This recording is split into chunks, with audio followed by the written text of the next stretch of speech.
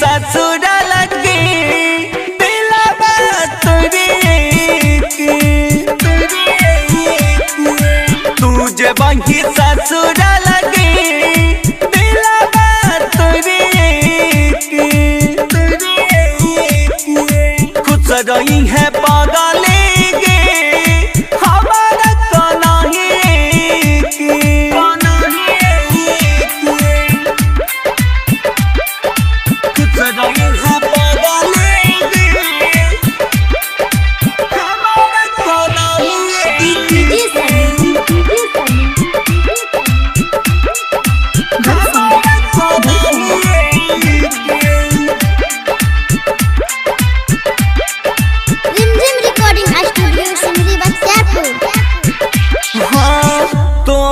बिना गे जीव कोना बिना जिंदगी के डोरा से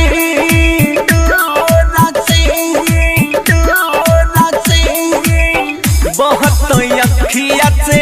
लोरा के पगली जो ही बेजब तो छोड़ के जो ही बेजब तो छोड़ के जो ही बेजब तो होय जबही भतारा के मोहबा मरे के तू जबही ससुर लगे दिलवा तोरे खुश रही है पागले गे हमारा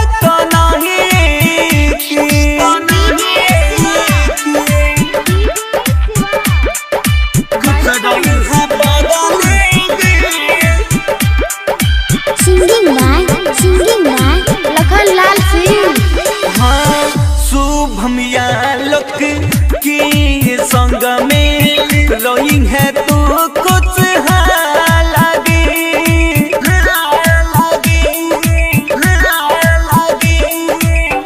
लखन लाल सिंह तोरा बिना